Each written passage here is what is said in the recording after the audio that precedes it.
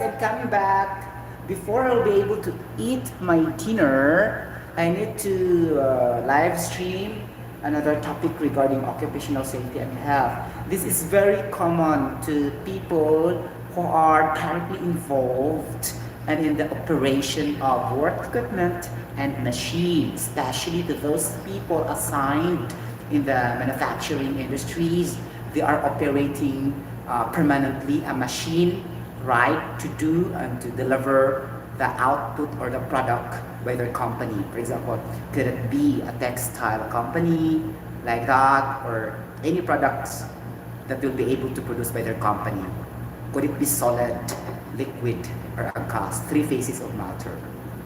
Always like that. Okay, always three phases of matter will be the products, will be released in the global market. Okay, there's no other.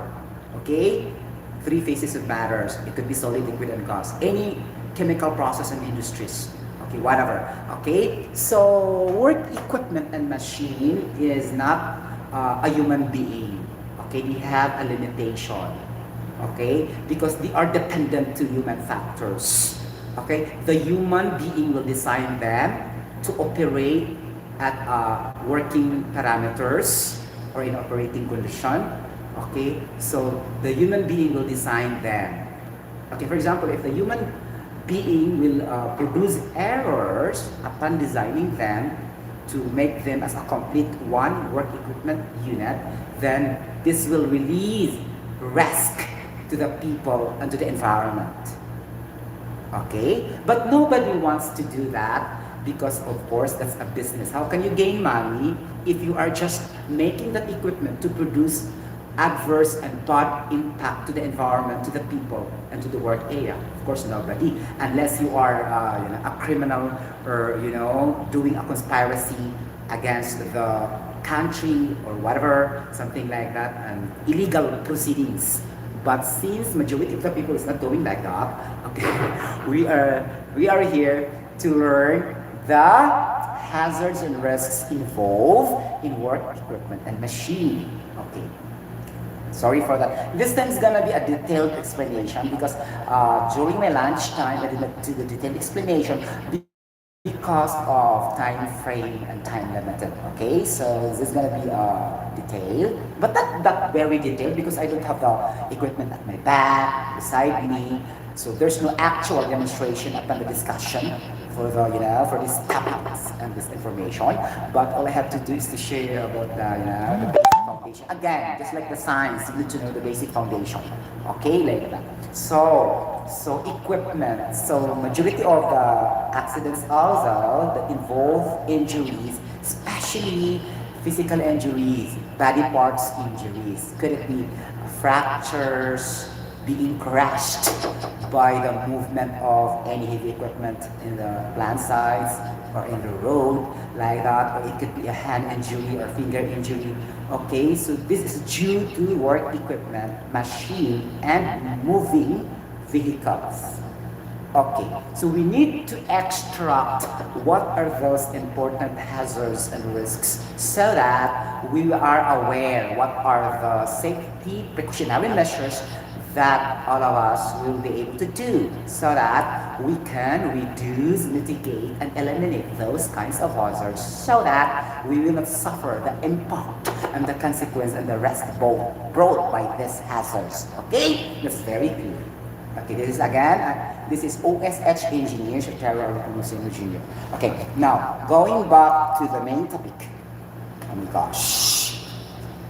Okay, work equipment and machine safety. Machine is not related only to the in the manufacturing industries or in the construction. It's universal, general, including the grinding machine, cutting machine, the air compressor, the welding machine, the hydraulic jack, okay, like that, the hydraulic pump, the pneumatic pump, like that, okay, all something like that, okay. I'm talking for the general, okay, not only static equipment but also rotating equipment or dynamic equipment, okay.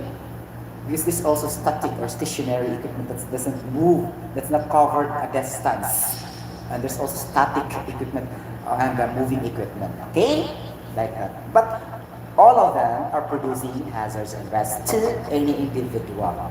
Okay, especially if you are an operator and those people that are directly involved as part of their scope of work to be closer to that particular equipment in their routine job. Okay, now we go to the hazards. So there are really the classification of hazards for this. Actually, the hazards will still be the same. Okay, it could be the safety hazards and the health hazards. Again, we will take a review. What is safety hazards? Safety hazard is, I will be the one to answer because I have no audience. I have virtual audience, but I don't have the actual audience to answer with my question. Okay, so safety hazards are those hazards, okay, anything that has the potential to cause harm. Okay, anything that's the potential to cause harm and eventually produces a physical injury. Okay, what is a health hazard?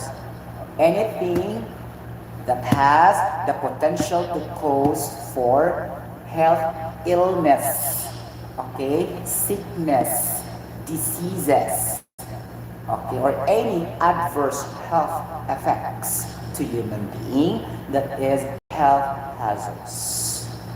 Okay, the health hazards are more critical to consider also because we have the chronic risk and the acute risk, or acute health risk and the chronic health risk.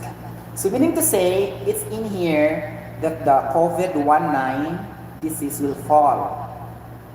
It's just because we don't assess and we are not proactive to control the health hazard. Okay? So that's why we are suffering for this COVID-19, something like that. So this is health illness already due to the virus's accumulation in your respiratory system. So this is also difficult because a lot of people will die. Not difficult, this is very harmful or hazardous because a lot of people will die just because of that. Because that is under health hazard. If you really assess, evaluate, control, analyze this health hazard, reduce and eliminate as much as you could, then you will not develop this kind of illnesses, diseases, and sicknesses that sometimes or gradually can lead to a death, DETH, or fatality, especially if you have a critical disease already. Okay? That means you didn't go back to the hazards. You didn't identify there's gonna be a gas hazard.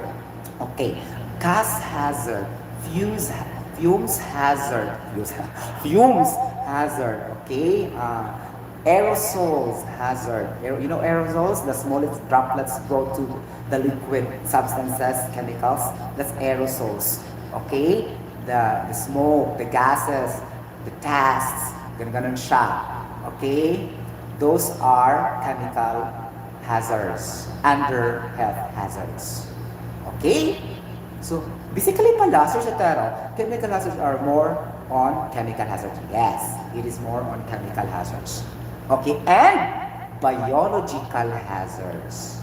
Okay, health hazards is equal to biological hazards plus chemical hazards. Because biological hazards involve viruses, bacteria, fungi, like that. And chemicals also involve the harmful food you eat every day, harmful toxins due to the content of the carcinogenic substances you intake in your body.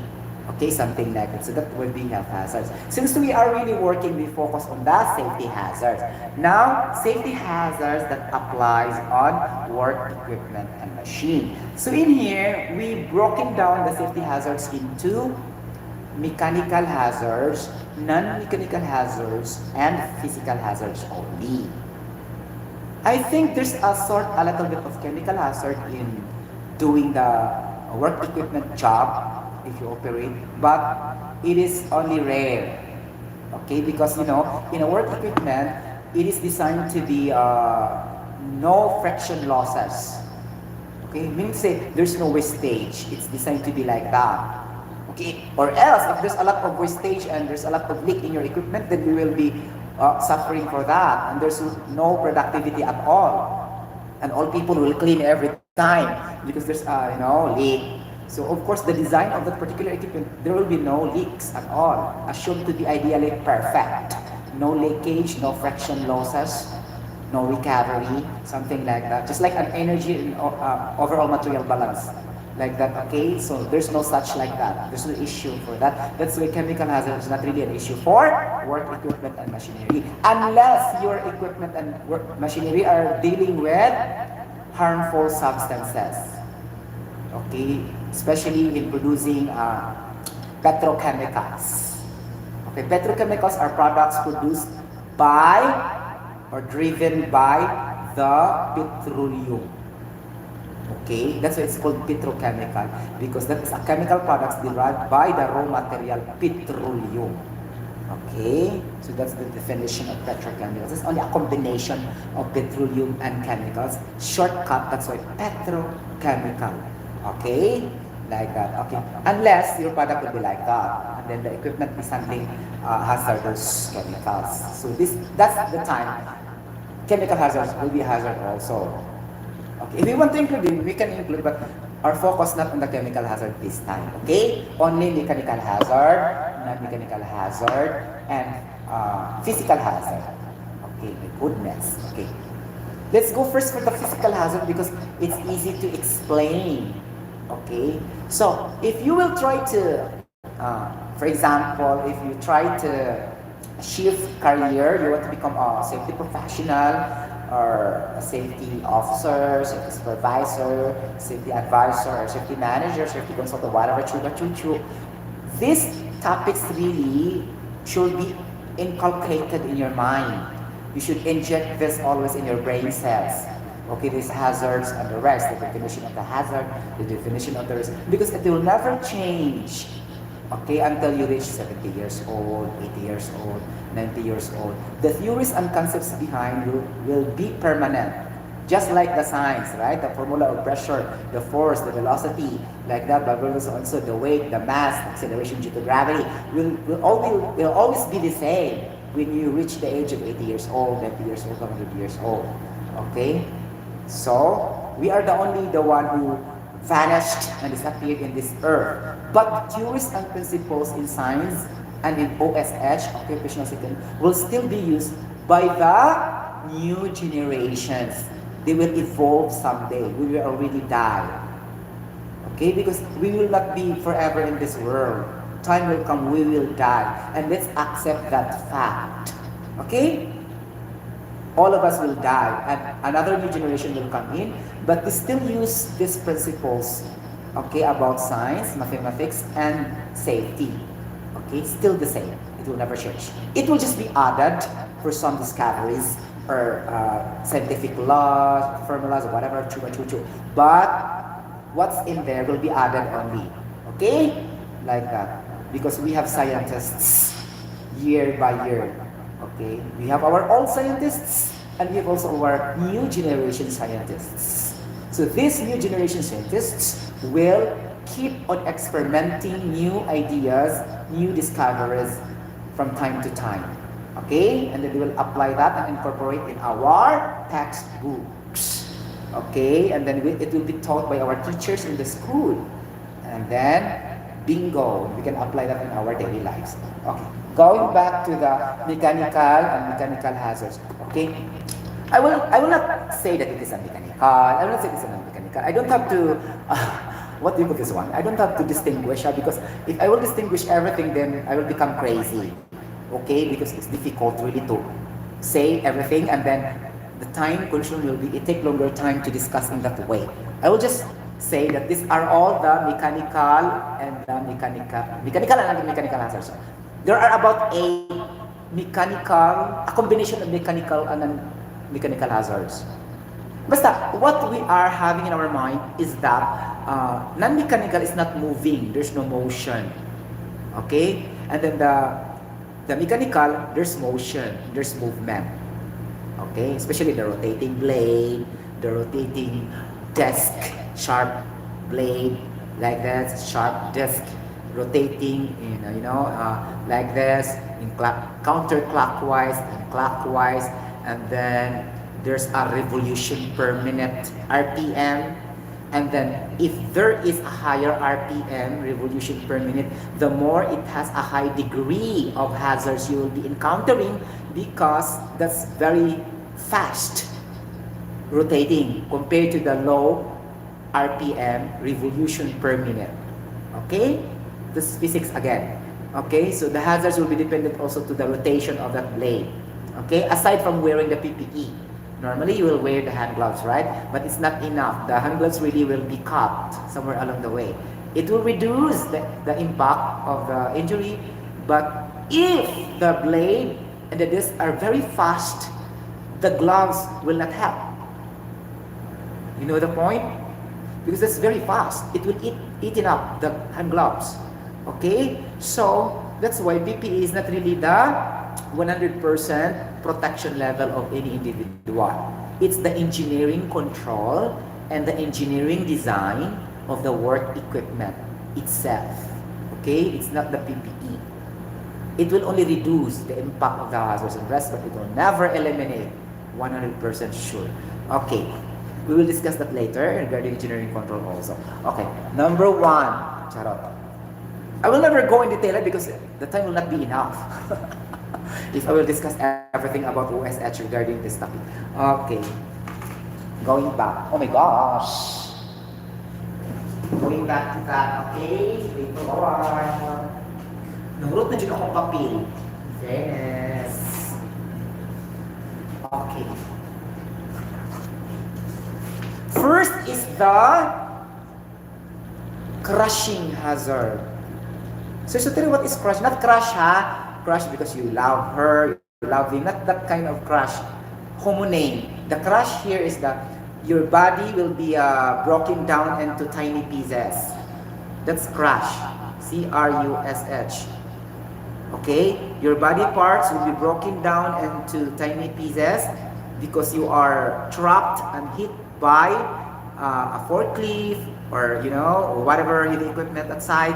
So that's the meaning of crush here, crushing hazard. Not the other one crush that you love that girl, you love that man. It's not like that. Okay? It's just the same word, crush, C-R-U-S-H. Okay? So crushing hazard. When you crush the ice, it's just like that. Just take an example that the ice is your body and you crush that. You pound that into smaller pieces. That will be the kind of injury you will obtain if you will be hit by a moving heavy equipment in the road. Okay? That's crushing hazard. Okay? Imagine lang siya. Okay? Crushing hazard. Number 1, ha? Okay. My goodness. Oh my gosh, oy. Okay. Mag-dinner na ko after. Charot! Crushing hazard, it is a trapping of your body. Okay? Between the fixed structure and the moving parts of the machine or the equipment. Meaning, between the fixed structure and the moving parts of the machine. That's the clue there. So there's a contact between you, your body, and the fixed structure, okay, or the fixed part of the machine, and the moving part of the machine. So that's why you will become crushed. That is crushing hazards. Okay, the fixed structure can be any parts of the machine or equipment, and not only limited to that. For example, if the equipment and machine have materials, okay, used in the operation, the materials also will crush you. For example, if the materials are solid, it will also contact with you and add also an injury with you. Okay, so multiple injuries due to crushing hazard, right? So that's the definition of a crushing hazard. So what is the example for trapping, right? Trapped, you will be trapped or caught in between. Caught in between a fixed structure and a moving parts of the equipment. That's very clear, right? Okay? Just try to imagine if you meet that kind of equipment and bingo, that's what I mean. Okay, number 2. Okay. Shearing. Oh, I love shearing. Shearing, just like in momentum transfer, physics, shearing force, shear force, and engineering mechanics, shear stress, right? Applicable also here in the safety. Okay, sharing stress. Okay, this is sharing hazard. Shearing, sharing. Okay, sharing hazard. Not sharing a SHA ha, na we are sharing the same food. Okay, not that sharing. Sharing. Shearing. Okay, sharing hazard. So what's the example for this? Okay. The example for this are your body parts are trapped. Again, specifically the fingers and the hand. Not. It's not the total body. The fingers and hand. Not necessarily crush. It's only coat, okay, and contact to the moving parts and fixed parts of the equipment and machine. Okay, the trapping of your body parts, specifically the hand and finger, the toes like that, between the moving and fixed parts of the machine or equipment. That is shearing hazard. For example, if I have this horizontal calculator and this is a part of the machine, okay, and it's moving upward and downward. Since your job requires you to sometimes to touch this horizontal component of the machine, time will come, your hand and finger will be caught in between the moving part and the fixed part of this machine. So that is shearing hazard. Okay? It's not crushing hazard because that is not the body. Okay? Okay? The effect is not the same with the crushing. Okay? So this is a shearing hazard. Okay? Number 3. Charot. This is common in construction industry. Okay? Not really that common in the manufacturing industry or in general industry. Most of the time in the construction industry. Okay, this is a cutting hazard. Cutting, C-U-T-T-I-N-G, cutting or severing hazard. Oh, I love that, severing. Okay. Cutting hazard will do only, severing is just only an addition, so it's lash. Okay. But in examination, if the question will say like this, you can also answer also severing hazard, because severing hazard and cutting hazard is just the same. Only the term being changed. Okay? Because that's what it means. Okay. Cutting and severing hazards, okay. When your body parts, especially, again, the finger and the hand will physically contact to the cutting sharp edge of the blade, desks, rotating blade, or circular saw, or a cutting machine, a grinding machine. Like that. There's always a movement and a motion of a sharp metallic object, okay, that contact to your finger and hand, and it will produce a cut and a wound normally, and sometimes your finger and hand also will be amputated. You know, amputated undergoes the process of amputation, meaning it will be totally cut. Okay, that's the meaning of amputation. Totally cut. The whole finger was cut. But if it is a partially cut only, that is not amputation term. Be careful for the terminology also. Okay, it will be cut, wound, and amputation risks due to this cutting hazards. Okay, number 4. Okay, I think you can understand because I do it slowly. Okay, we have the entanglement hazard. Okay. Entanglement. This is common also in mining industry, metallurgical industry, something like this. Okay, I think so. Entanglement hazard. For example, if you wear lost clothing, if you wear jewelry, and then if your hair is long, and you don't put any plastic cover in your hair, it will be caught. Okay, it will be caught and trapped, or it could be wrapped immediately and contact to the revolving parts of the machine that is being exposed to you. and then after it will catch that items, and then you will also go there, and but then your body parts will be injured. The contact is your clothing, your hair, or your jewelry, not direct contact. Okay? But this is entanglement. Okay? If there's no those clothing, the hair, the term is not entanglement. Be careful also with the technical term. Okay? You will be just entangled due to these reasons. Lost clothing, your long hair, okay, and wearing jewelry. It will be caught by the parts of the moving machine, something like that. Okay? Because sometimes the question will say also, especially in the negotiation examination, okay, in the International General Certificate Examination administered by UK, okay, if you want to take the examination, be careful also with the terminology sometimes, because if you will interchange that one, your answer will be wrong. For example, the question will go like this.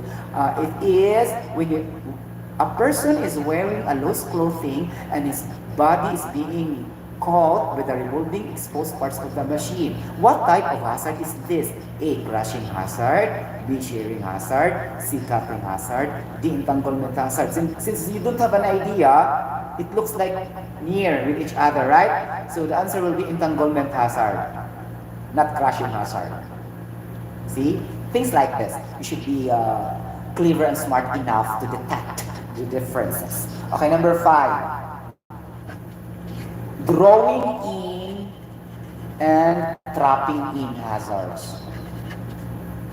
Actually, closely related na talaga siya. But you have to identify some technical information that what separate this from the other hazards. It's gonna be like that, okay? Drawing in and trapping hazard. The trapping hazard and drawing in hazard is the physical contact, again, of your body parts when you are very close to the equipment. Because of the word drawing in, there's a very near distance, okay? And trapping in hazard, your body parts physically contact, especially the hand again and the finger in the running gears. You know gears of the machine? Gears. Gears. Mechanical engineers are very master to this. Gears, rollers, rollers, okay, tires, tyre, metallic tires. I'm referring to metallic tires, not the tires of the, the car. Tires, okay, and the drives and belts for the pulleys. Pulleys, P-U-L-L-E-Y-S. Okay, there's like this, especially the belt solid conveying systems and equipment. Usually will be the hazard for this. Okay, but the contact will be usually the hand and the finger again. Okay? Because they are in constant motion. Okay? Movement for that. That is throwing in and trapping in hazard. Okay. Number 6, impact hazard. Okay? The impact hazard, this is common in the road.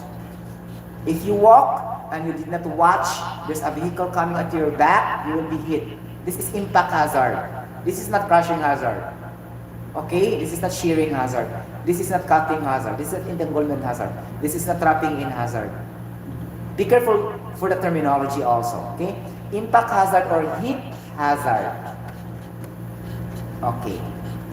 This hazard is when a person's body, okay, any part of the body, okay, are being hit directly to the point of operation of the machine or any equipment or any moving machine.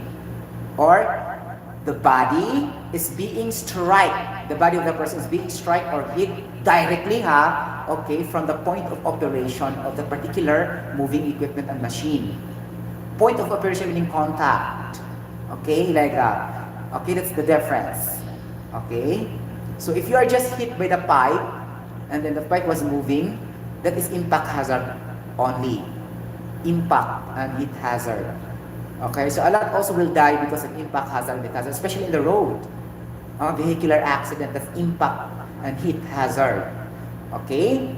Especially if you drive unsafely and you hit a child crossing the street, that's impact hazard. Okay?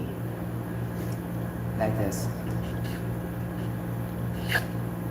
The quote in between hazard is in the shearing hazard, and sometimes also in the crushing hazard. It depends. That's why you'll never use this term in enumerating and listing this mechanical hazard or non-mechanical hazard, because it can be applied to any other type of hazard here. That is quote in between hazard. Okay? And then there's what we call also stuck by hazard. Okay? Or quote by hazard. Stuck meaning that's also crushing.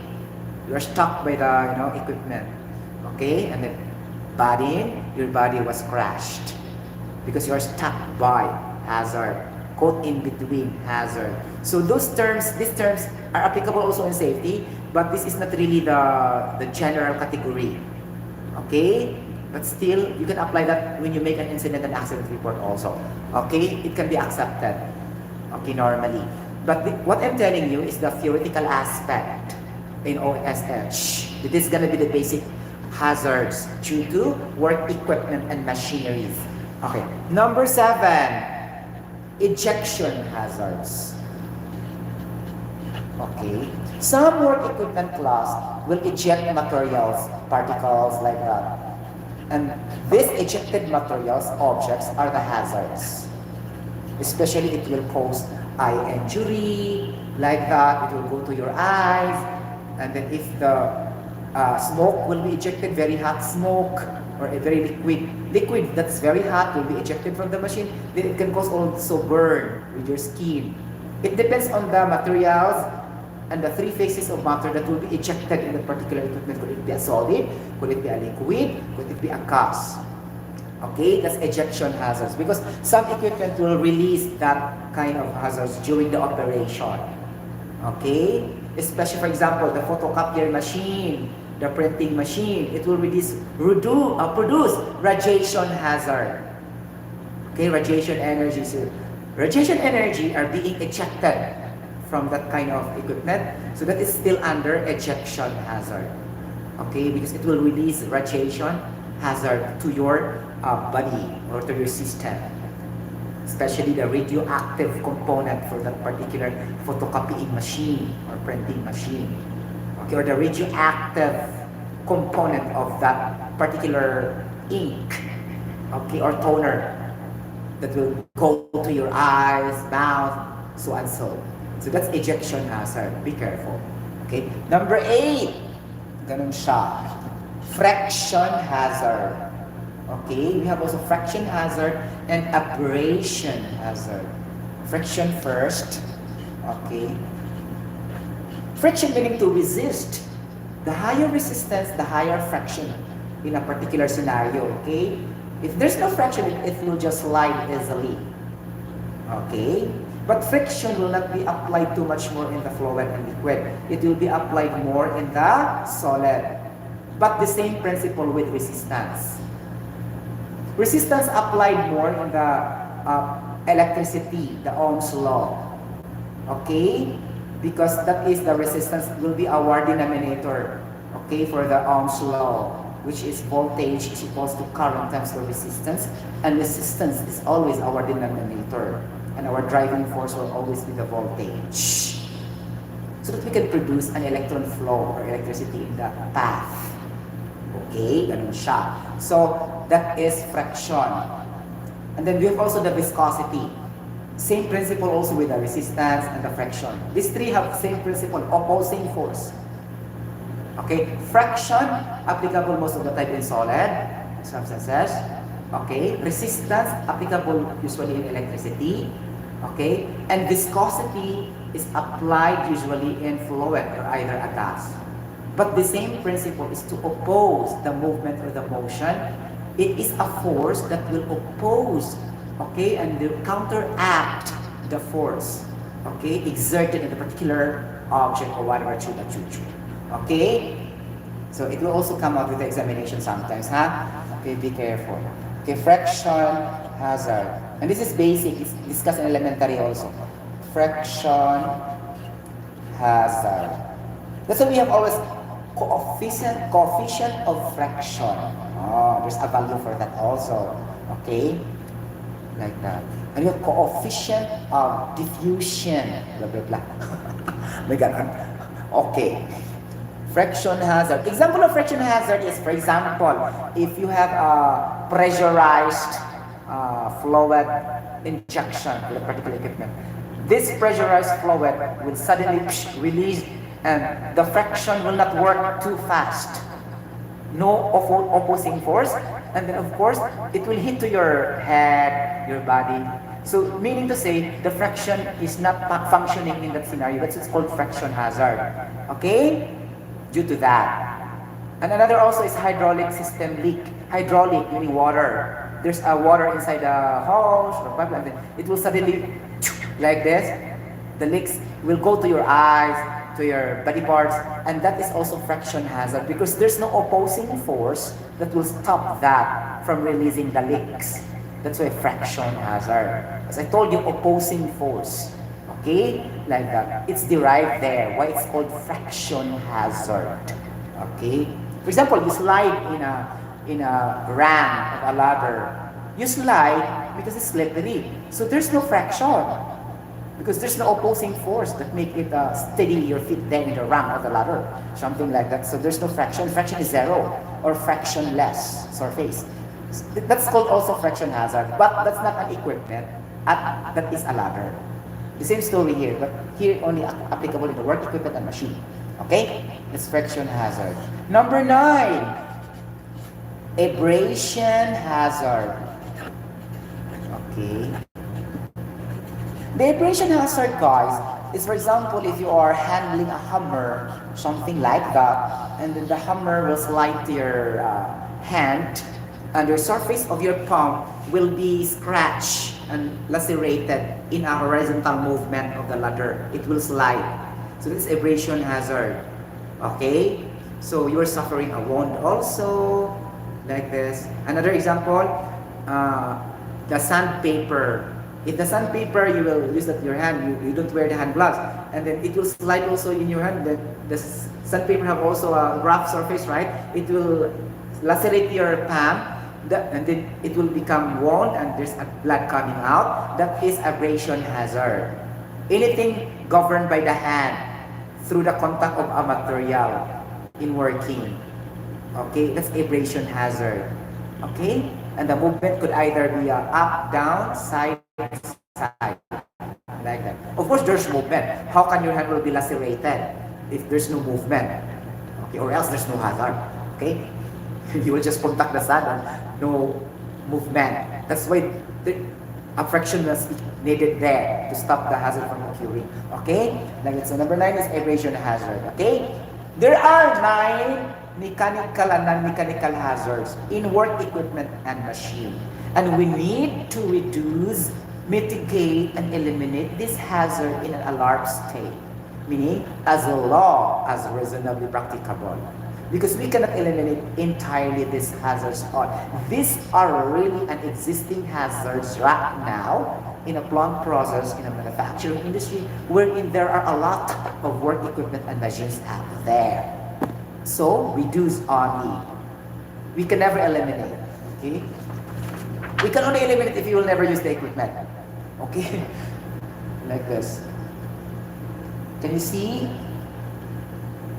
Okay, 9 mechanical and mechanical hazards. Okay.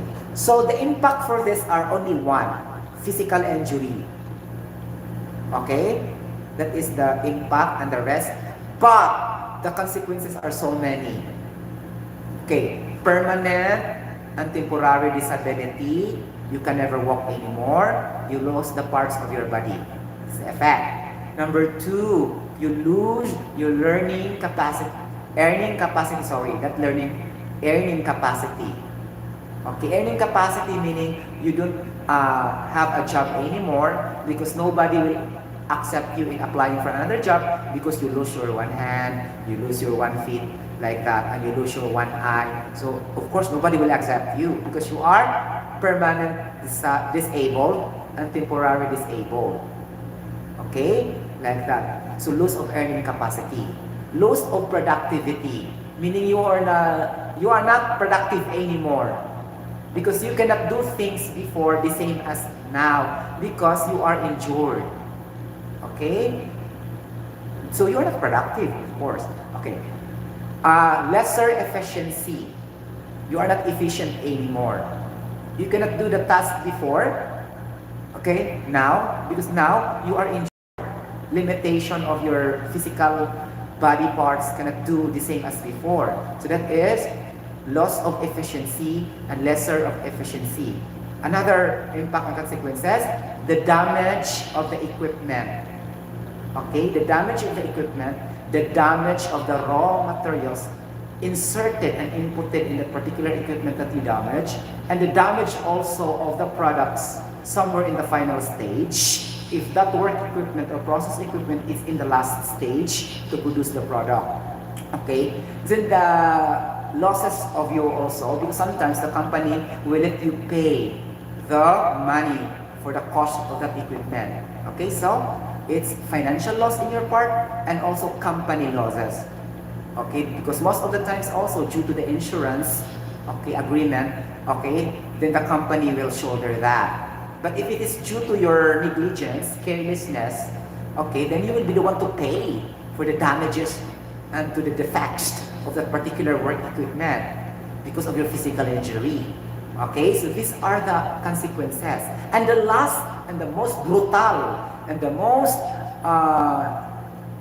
eminent danger for this is the death, DEATH, and the fatality, in which you lose your life forever and ever. Amen.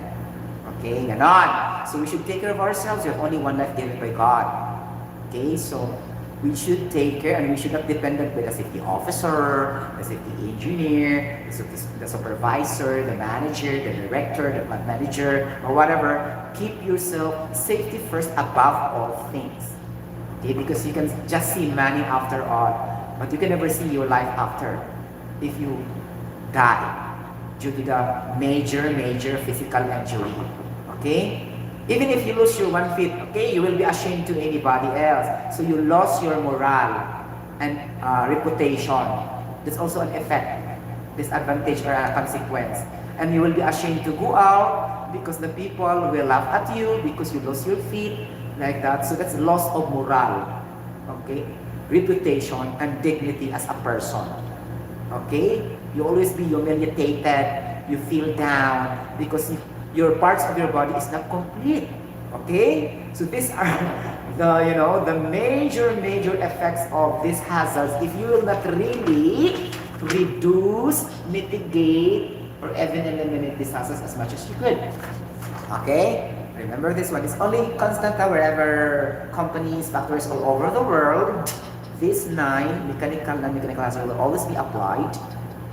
Okay, so you are lucky if the safety engineer and safety officer is good in discussing this to the employees, but there are also safety officers that does not know how to discuss very well. Then just go to the websites and research for yourself.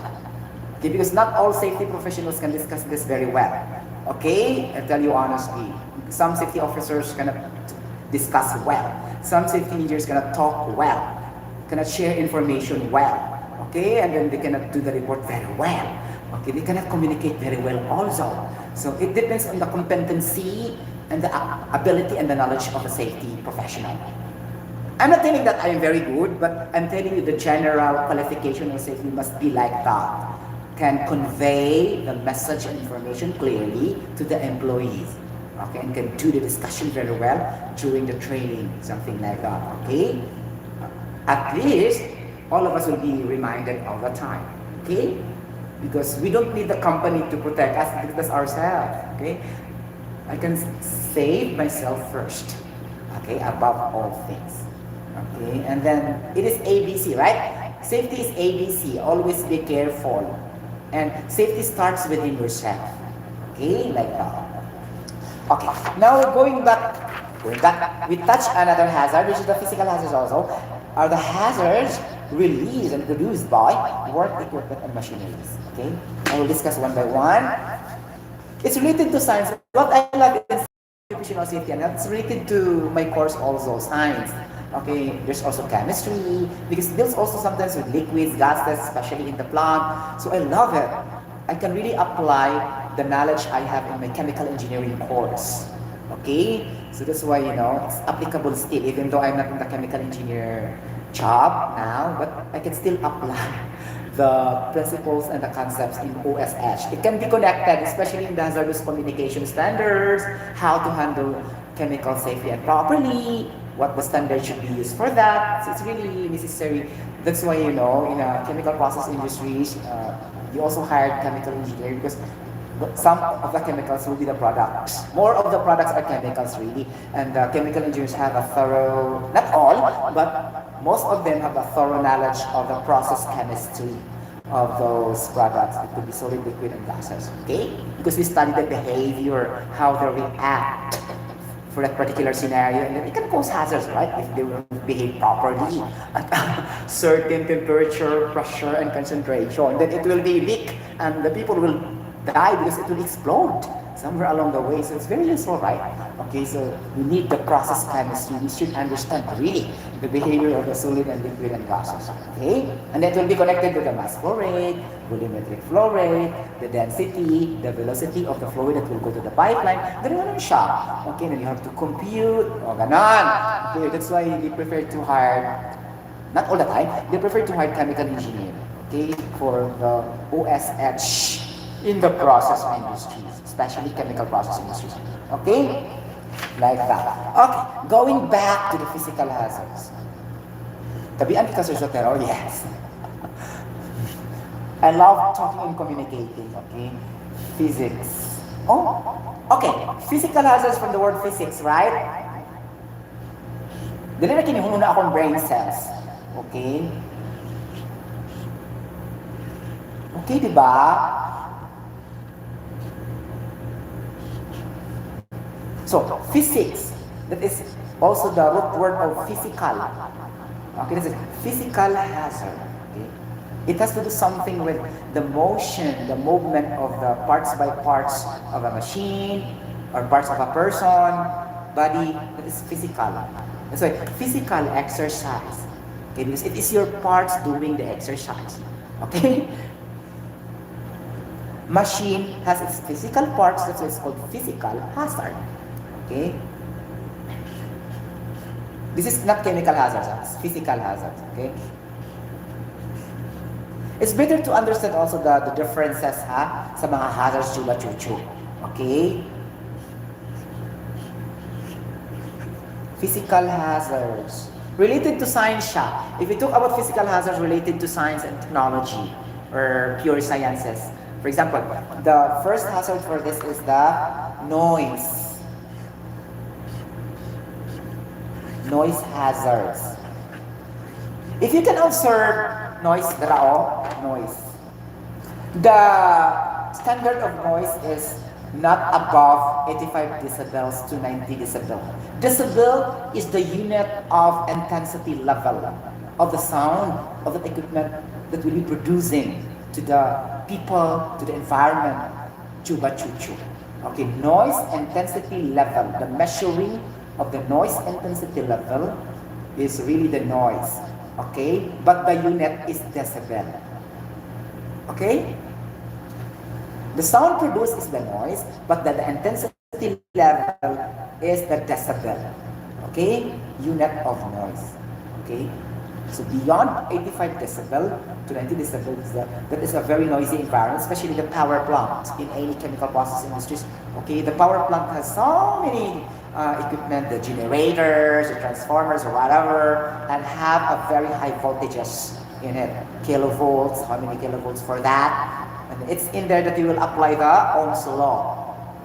Because a very big high voltage, and you can check the relationship between voltage, current, and resistance. Then, bingo, you can check the hazard. Okay? If you know the current running in that particular path. What I mean by path, the wire, the cable, okay? That is the path of the electrons to flow. That's why we have current, because that is an electrons flow inside the wire. Okay, that's mean electric current. Okay, that's the definition of electric current or electricity. An electron flow in the path. Ganon. Then you will also study what is electron. It is the outer in the nucleus. It's revolving in the outer part of the nucleus. Okay, and the protons and the neutrons are in the inside of the nucleus reacting with each other. And the electrons is in the outer side, meaning it is lighter compared to the protons and the neutrons. Ganun siya. Okay? You have to think also the basic chemistry for that Ohm's law. Because so that you can determine, oh, it's having a very high current or ampere, E-M-P-E-R-E, ampere per second. Okay, that is the rate of current. Okay, 8 ampere per second. That's the unit of electricity or current, ampere. But we are talking for the rate. It's always having the denominator of time. It's like ampere per second. So this is the rate of current produces for the particular transformer, particular generator, blah blah blah, so and so. All electrical items, all electrical equipments. Okay, like that. Going back to the noise. Okay. The noise our control will be wearing of the double hearing protection system, which is the air plug, the orange or the yellow one inside your the ear, plus the air muff outside. But it depends on the level and the intensity of the decibels. If it's not very high, then you can only wear the air muff. You can only wear also the air plug. Okay, like that. That's the temporary control. But the engineering control for that is to minimize the noise level by having a thorough preventive maintenance. Charot. Okay. Because the more equipment is noisy, the more it will become abnormal in function. There starts to be a sign of malfunction situation. Okay, abnormalities, defects of parts of the high producing noise equipment. So that's an identification already. Oh, what's going on? There's a higher noise compared to before. Oh, what's going on? The type of noise is changing. The noise before is not like this. And then you have to inspect, go to your work area. Oh my gosh. And then you have to record it. 1, 2, 3, 4, 5, 6, 7, 8. And then report to your supervisor, report to your manager. And that's the time you will conduct a preventive maintenance for that particular equipment that produces a high noise. That's also a one control or solution to reduce the noise, aside from doing the hearing protection. What else?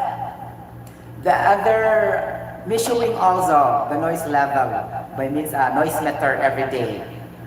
Most companies have that, but other companies don't have that also. But that is a job for the industrial hygienist.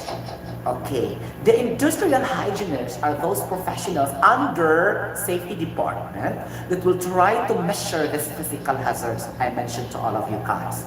This is very highly specialized, professional, hired by a company to measure the noise level, blah blah blah, the vibration, all the physical hazards that I'll be mentioning later on. Okay, so that's an industrial hygienist.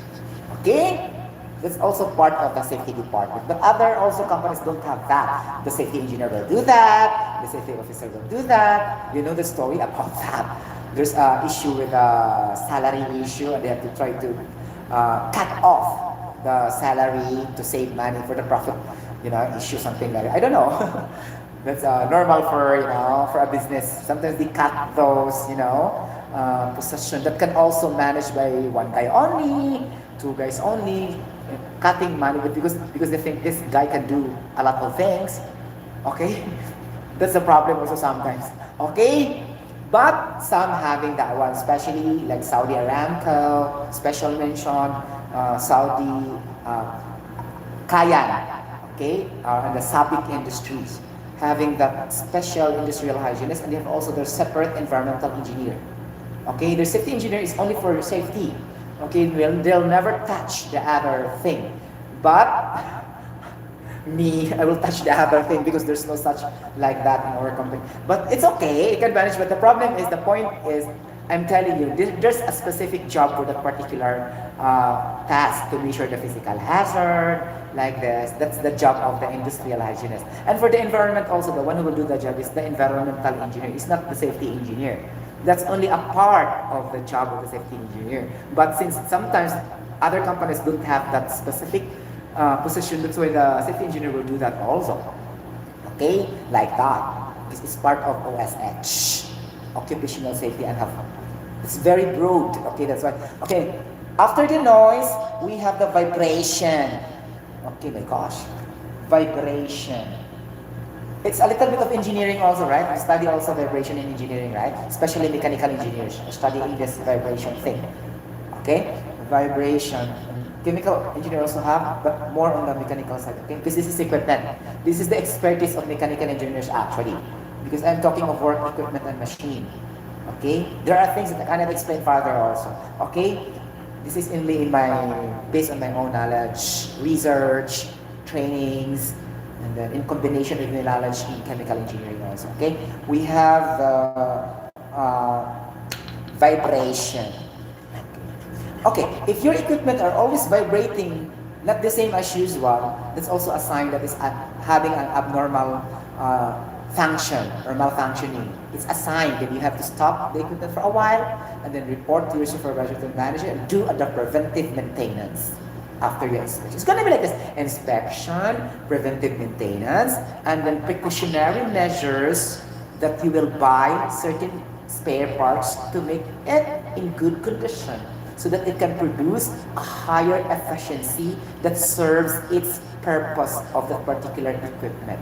Okay, because if it is having an abnormalities and malfunction, of course the efficiency will be lesser already compared to the, okay, when it is still a new equipment.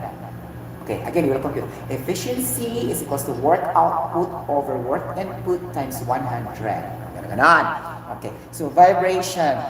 Never touch a work equipment and machine due to the vibration because it will also, hurt, H-U-R-T, hurt your fingers and hand. Also, like that. Be careful, do not touch, just watch by your eyes, visualization. Okay, do not touch. Watch or hear first. Normally, watch and hear will work first, not the touching. Because touching is direct contact. Okay? Actually, we don't have to teach this to all the employees because it's common sense. The sense of touching is the last. Okay, the first will be the eyes, the hearing, and the nose, the smelling. Okay, but this touch is always the last because it's all involved direct contact to your skin surface, and it will damage your body parts if you do that. Actually, it will never be told because it's very common sense, right? But since they are very, very busy in their job, doing a very tasky job, then they forgot sometimes to think that quickly in that situation, especially if they do the job in a fast mode, okay, in a childy situation. Okay, that's why we need also to educate a little bit, have a safety reminder, because we're just human beings that commits mistakes. Also, sometimes, okay, all of people will commit mistakes also, but at least we know that technical information, it's gonna be like that, okay? That's common senses, okay? Vibration, be careful, okay? Number 3, charot. Heat. I love heat. Heat transfer, the transport phenomenon in chemical engineering or thermodynamics. Okay? My gosh. Di ba kung i-explain mo, taas ng storya, I reached already 58 minutes for this. Okay, heat transfer. Okay. Ano ba heat transfer? Heat lang siya. I'm not talking with the chemical engineering transport phenomena. Heat hazards. Sorry. Okay. My mind is still in the chemical engineering transport phenomena. Okay. Heat. When you speak about heat, guys, it's always accompanied with the heat absorbed and heat released. Or heat absorbed, heat consumed is just the same. And then heat released or heat given off is just also the same. Now, what will happen to the condition of the workplace or the environment? When the heat is being consumed and absorbed, then that is an endothermic environment. And then if you deal with chemical reactions, the reaction will be under the process of endothermic reaction.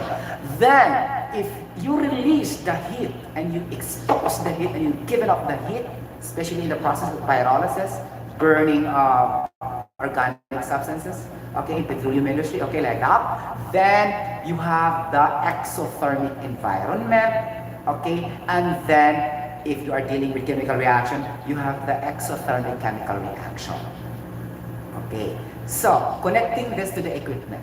Okay, the equipment, guys, will also have heat level for the design, engineering design parameter for all the equipment. It will not go beyond this, because if it will goes beyond this heat level, then it will burn, it will melt, the metal will melt, of course, remember that one, in the process of burning and process of alloying and pyrolysis in chemistry. So if it's too much higher temperature, time will come, this zinc, this copper, this bronze, this aluminum will melt and will burn, and your equipment will be undergoing overheating.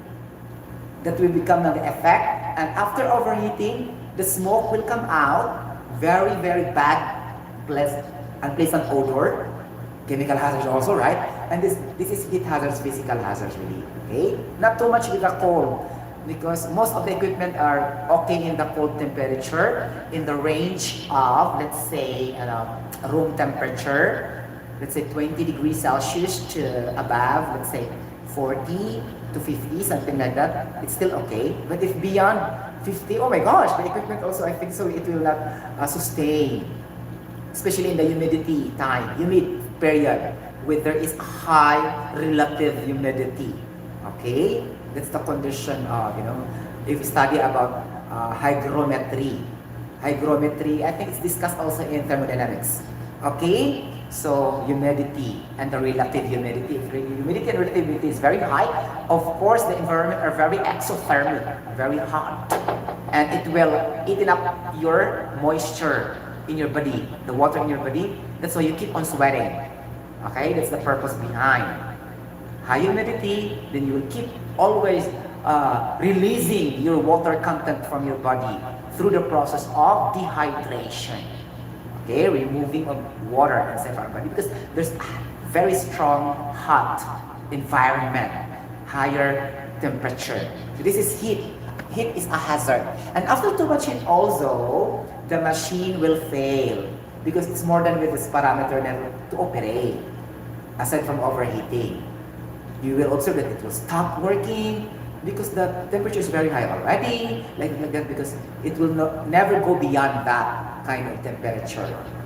And that's the time also you will remember, what are the particular elements that will easily melt, MELT, or that can sustain higher melting point. Okay, you will also check that.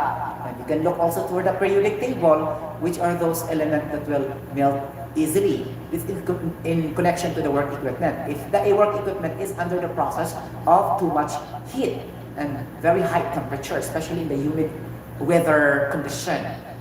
I think it's in August, something like that, okay? That the humidity is very high and the temperature will reach to 50 to 60 degrees Celsius. But don't you worry, most of the equipment also are indoor, and some also are outdoor. That's why they will provide a cooling system for that. Cooling system, COOLING, cooling fan, to avoid overheating hazards for that particular work equipment or process equipment that is directly exposed from the heat of the sun. Okay, that's really a hazard for the equipment. Okay, if we cannot sustain heat, also those equipment also cannot sustain. Okay, imagine they don't have brain cells. Okay, we are higher than them because they don't think. They can think only if the person will operate them. Okay, through controls. Okay, in the CCR, in the control room, or the operator will operate them. But if nobody will operate them, they will never work. So they are less efficient compared to human being. Okay, so if they also feel these heat hazards, how much more the human being will feel also the heat hazards. Heat hazards is a physical hazard. Okay, number 4, like this. Number 4, we have the energy. Mabuang ko aning energy. Okay, energy is under also physical hazard. Energy, it could be a pneumatic energy, hydraulic energy. Could it be a radiation energy, electrical energy, mechanical energy, okay, thermal energy, okay, what else? A lot of energies around us, okay? This also, no need to explain because it's very understandable. Okay, energy is a release of heavy molecules or strong moving molecules or particles that will behave in a random motion that collide with each other, and then due to the uncontrolled pressure and velocity in it, it will have a very high motion that will hit your body surfaces. That's energy all about. So talking about molecules, okay? Because molecules are composed of particles, okay? The atom, something like that, and it will move in random motion, colliding with each other due to the strong intermolecular forces, okay? Like that. And if the people will receive this energy into your body parts, of course there's a motion, then you will physically hurt, H-U-R-T. And then that's the time you will feel sick, you will feel tired, fatigue, and injury because of this energy release. Be careful, okay? Like that. Number 5, especially in commissioning, pre-commissioning and commissioning, they will conduct the steam blowing, okay, the air blowing. It's released too much noise, it releases too much gas, it releases to the environment, like the heat also is being released there. So be careful. There are a lot of physical hazards there, okay? Pre-commissioning and commissioning time for the construction industry. Okay, number 5. We have, this is what I love this, motion and movement hazard. Charot. Okay? This is still physical. Though a little bit considered in mechanical because there's a movement, but this is more on physical. Because this is governed with the velocity, the pressure, ganun siya, the viscosity, the resistance, the friction. Oh, ganon. Still science, right? So motion and movement hazards. Okay? This is for the rotating machine, rotating blades, circular saw, okay? Disc, sharp edge, disc, blades, like that. Okay, what else? So many, right? Rulers, gear, G-E-A-R-S. If your hand will be caught on the gears, what will happen? It will cut, sure, because there's a point of contact. And these are moving in opposite direction. The gears in mechanical philosophy, mechanical engineers, okay, they're opposing with each other. If the other is clockwise, the other is moving in counterclockwise, and then there's a fraction, of course, and then that's why they put lubrication and greases for that. Okay, this is the purpose. It needs to have a very good flow and movement of the gears to maintain the proper force and circulation and to increase the efficiency of the motion and other things, the efficiency, okay? To have a good movement like that. This is also a hazard, okay? Then your hand will be caught by a problem, okay? Or your fingers like that. Be careful. Okay, number 6. This is also more on chemical engineering part. This is a solid, liquid, okay, gas under pressure. Wow. Under pressure. Bingo, it's there. Already discussed the pressure a long time ago. I compute for the atmospheric pressure, the gauge pressure, the vacuum pressure. Oh my gosh. Like that. And a lot more. Okay, connected, right? So it's very, it's very good. Okay?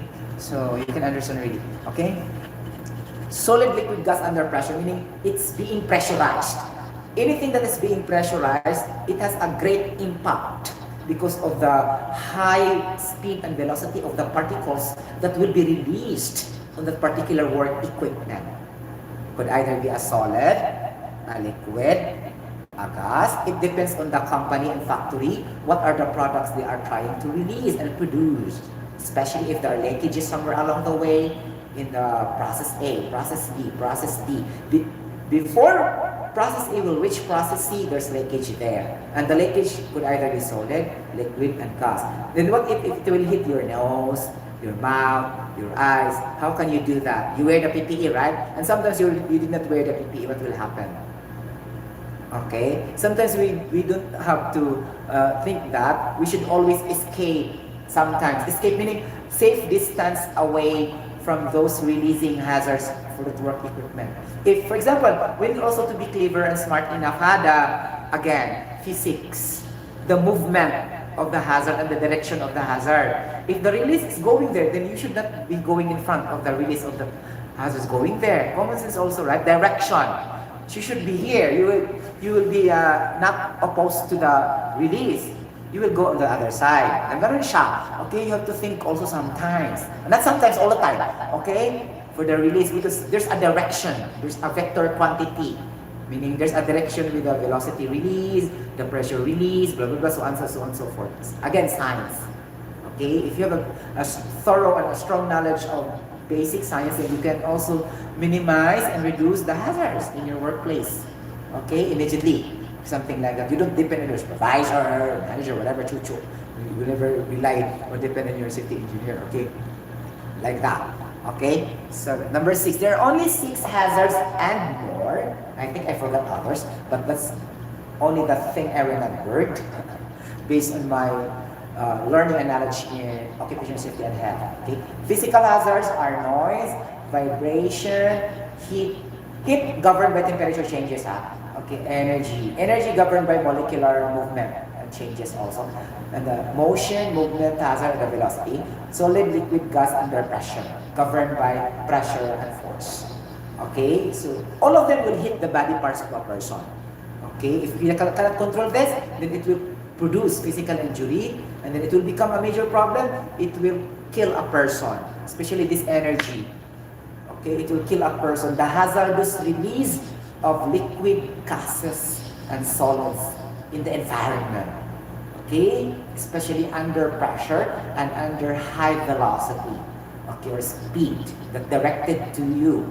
Okay, direct contact, something like that. Okay, so this is very important, the physical hazards.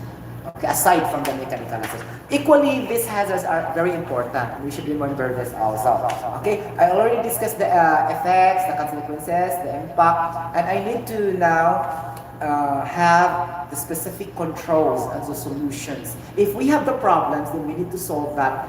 That's why we need to give the recommendations, the solutions, the precautionary measures, and the solutions to solve, to mitigate those problems or those hazards I mentioned a while ago. Okay, the first thing is to physically eliminate the hazards as much as we can. Because if there's zero hazard, there's no injury, automatic. Okay, how can we do this? By simply, okay, not going there if you are not having work there in that area. For example, there's a lot of work equipment there, and your job is not an operator. You will never go there. So you need to say you eliminate immediately the hazard because you are not exposed to the hazards in the first place. And then if you are doing the girgir and talking to the other guys, they're just only eating chop-chop or whatever, chismis or whatever. So it's wrong because you disturb them, the operators for that machine. Never go there. That's one thing also of eliminating physically the hazard, eliminate the hazards first. Okay. Another thing, you should not operate the machine if you are not authorized to do so.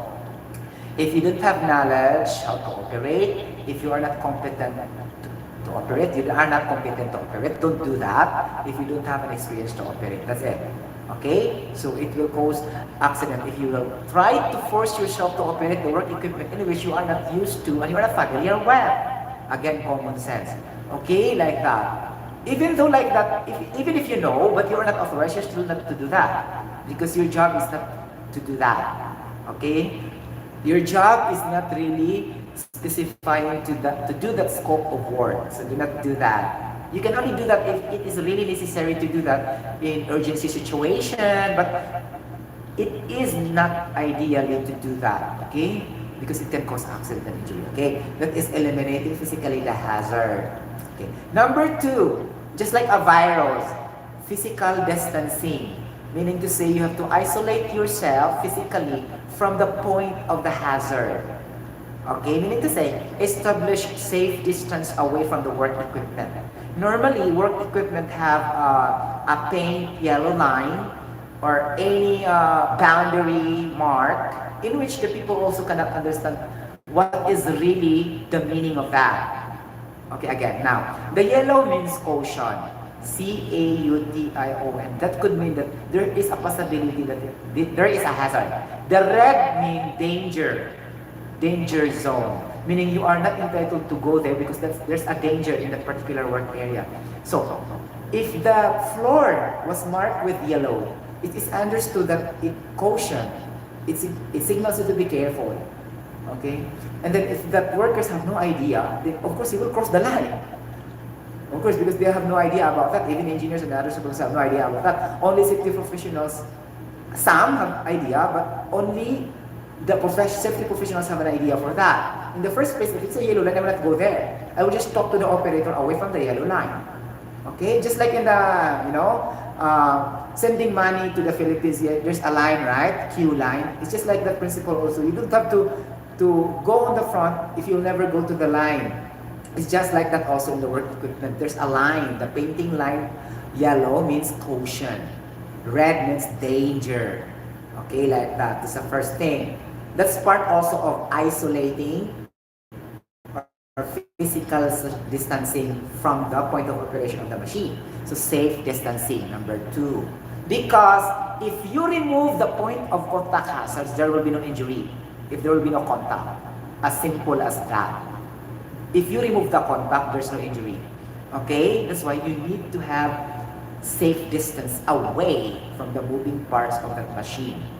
Okay? Like that. Number 3, you need to have safety warning devices or safety devices. For example, if your hand will be closer and then that machine will sense that your hands will be closer to the sharp object, it will sound and then you will be alerted and then your hand will be out from the point of the sharp edge. Just safety devices. That's automatic. That's also safety control under engineering control. So since not all equipment don't have like that, only few, that's why we have the other controls, right? But it's better to have this also because this is more effective because it's automatic, sensor like that. Safety warning devices are safety devices. Number 3. Okay. Number 4, we need to provide covering protection for all the sharp edges, blades, rotating disc, okay, or sharp edges, everything, a protection so that your body parts will not physically in contact with those moving parts. As simple as the contact again, right? That's number 4. Number 5, what else? You need to have a safe operating procedure at all times. Meaning, you as an operator, you have an own system to yourself how to carry your job properly and safely, even though nobody teaches you to do that. In order for you to save your life first, okay? Because other people are also busy doing their tasks, so they cannot teach you everything, right? So that's why you need to study or you need to develop your own initiative to save your life first by having an initiative to have your own system in doing your job. For example, first, inspect first the parts by parts of your machine. If there's damage and defects, then report to your supervisor and manager and stop the equipment. Okay. Number 2, use your senses. If there's a high vibration, okay, if there's a smoke coming up, the very hot temperature is rising, like that, the noise is already very high and the sound is very bad, then again, stop. Maybe there's a malfunction somewhere along the way after that, signals. Okay? It signals you that there's something wrong. So report to your supervisor for the repair. Okay. Number 3, follow the basic procedure. Do not do the shortcut method. Do not do the jumping of one procedure to another procedure because time will come it can cause also accident. Okay? Because you are operating the procedure, you deviate the design procedure of that particular work equipment. So time will come, it will really hurt you in the future. Maybe not now, maybe time will come and we cannot know, we don't know that when it happened. Okay? Because the accident will not really, I will be accident later. So it will come maybe seconds, it will come like this. So it's up to you how you have a good system in your job, safe system in your job. Okay? That's number 1. Now, if you really observe something wrong, then suggest for preventive maintenance. Okay? For the particular equipment. Prevention is better than cure. Okay? Like that. Then talk to your manager, talk to your supervisor, we cannot do this anymore. And then if the problem is very worse, and the equipment is very old and very defective, then it's about time to request for another equipment, replace it with a safe equipment. And good condition equipment, that's the last one because it involves cost. Okay, that's the last one. Replace it to the good condition equipment that have a higher efficiency. Okay, that can produce a high efficiency compared to the other old machine and equipment, aside from producing so many hazards. Okay, number 5. After you do your job, you should clean the parts of your machine properly, the leakages, the spillages, housekeeping, remove the power sources so that the other shift will use that equipment will not suffer from the hazards you leave behind in your equipment. Okay, remove the power sources, clean the equipment, and then the floor clean. Maybe he will be there and he will slide and will hit the equipment also. Okay, and injury with the head because the floor is suffering with oil. You did not clean the leakages of your work equipment, and you eat also you eat chop there like this and milk whatever, and then the person next to it will be he will be slide imbalance. Hazard again. Hazard, you produce hazard aside from the hazard of the work equipment. So that's really dangerous because you also produce hazard and the machine also will produce hazard. Multiple hazards na siya. It's very easy. It's not difficult. It's very, very difficult to control. Sorry. Very difficult to control and not easy to control. Okay, something like that. So it's up to you. That's why, guys, it is 90% accident due to the 90% unsafe actions of the people. And carelessness, negligence, and error and mistake that can cause accident is not on the condition of the machine. Okay, why? Because if the machine is defective and there's nobody there, there's no operator there, nobody will get injured and nobody will die. Okay? Even though how unsafe is that equipment all about. Okay? Since you are really working for that, it cannot be denied that you are there. You will not be away from the equipment. So the best thing to do is to really make the condition of the equipment safe. Okay, repair or replace like that. Okay, preventive maintenance, something like that. Okay, so it's only I think 10%, 2 to 10% only due to the unsafe condition. It's always due to the person involved. Because again, human being has a brain cells. We can think, and the machine cannot think. Okay, and the floor cannot think. Okay, then if you go there and that's open, then you will die. Something like that. Okay, so we need to really solve first by human factors. Human. For example, if this machine are really defective, okay, it's the human who think to repair. It's not the machine itself. He has no mouth to talk with. He cannot speak. I am very defective Engr, please repair me. You cannot do that, right? The machine. So it's still the people. That's why it's dependent really on the operator and the people that the accident will be happening. It's not really on the equipment, on the surface of the road, whatever. Okay? That's why technically, based on occupational safety health, applied in international general certificate, the Bush examination, blah, blah, blah, administered by UK, it's always the unsafe action, unsafe behavior, errors, mistakes, carelessness, and negligence of the worker that can cause accident 90% up. It's not the unsafe conditions of the surfaces, equipment like that. But if you can rectify and solve them much better, okay, so that there will be no risk for the people involved in it. Okay, it's very clear. Any questions so far? Okay, for this occupational safety and health topic. Okay, no questions? Okay, thank you so much for listening and watching for this very lengthy video. I already have 1 hour and 23 minutes. Actually, if I have to explain everything, then it will reach to how many hours? I have to stop now. Talaga. If you are not subscribing to my channel, then you can subscribe. Click the notification bell for some newest updates. I am a singer, eternal voice. Okay, again. And then you can comment in the comment section, of course. You can like, you can share, anything you want to. That's your decision, after all. Thank you so much for watching. God bless everybody. Bye bye everybody. See you later. Wow. Charot. Talaga. Sunod ba?